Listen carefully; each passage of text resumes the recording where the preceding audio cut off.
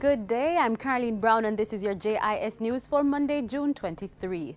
Jamaica is set to receive another $70.9 million from the International Monetary Fund (IMF). That brings total disbursements to date to approximately $414.4 million. Details from Andrea Chisholm. The decision by the Executive Board of the IMF to disburse more money to Jamaica follows its completion of an Article 4 or comprehensive review of the Jamaican economy. The board also confirmed statements by the IMF mission to Jamaica that the country had successfully completed all 4 tests under Year 1 of the Extended Fund Facility. In a release, the multilateral agency said Jamaica's implementation of the IMF program was commendable and the achievement of a primary surplus in a short time was impressive. The fund added that the government's economic strategy would boost growth and employment, reduce debt, restore competitiveness, and strengthen the social safety net. The IMF added that full implementation of the program would bring about tangible benefits for Jamaica and its people. For JIS News, I'm Andrea Chisholm. Government's decision to remove the import duty on solar panels to boost investment in renewable energy is reaping results. Fuel company Texaco has recorded significant savings after investing $5 million in a solar system at its Malines Road operation. Well, we have the system for about 3 months, and we have been observing savings around from 25 to 50% on the electricity bill. By doing this project piloting in the service stations, we want to expand to the whole network and help the dealers reduce the expenses and contribute to their income as well. State Minister in the Ministry of Science, Technology, Energy and Mining, Julian Robinson, added that low energy cost was important to business competitiveness.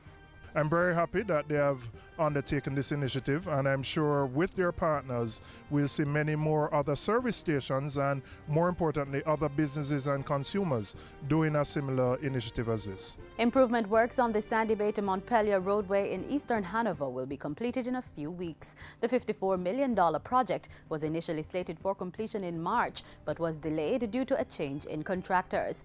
Under the project, drainage was improved, retaining walls constructed, and 3 kilometers of roadway widened and resurfaced. State Minister in the Ministry of Transport Works and Housing, Richard Azan, said safety barriers would also be erected and light poles would be relocated.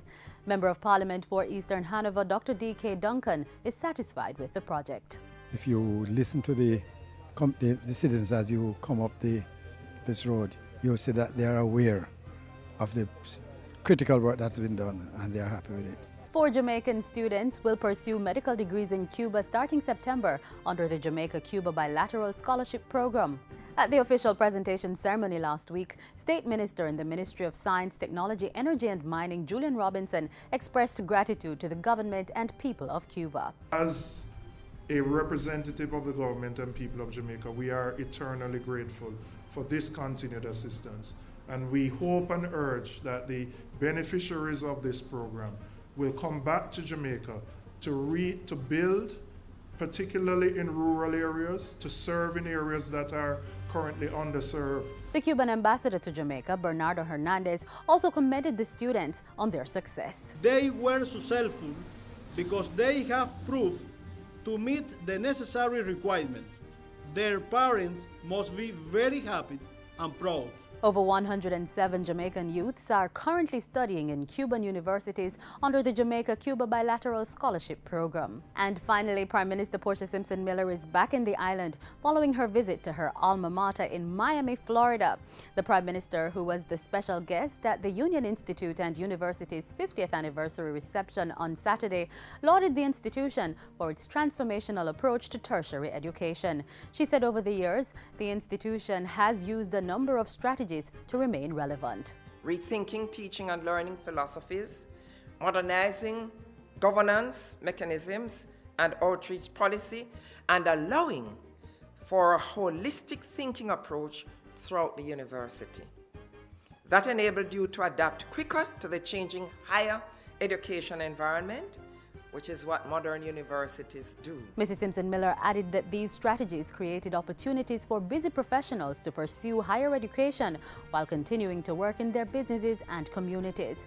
The Prime Minister also paid tribute to the late Vice Chancellor of the University of the West Indies, Professor Rex Nettleford, who recommended she pursue studies at Union Institute. And that's it for JIS News Today. I'm Caroline Brown.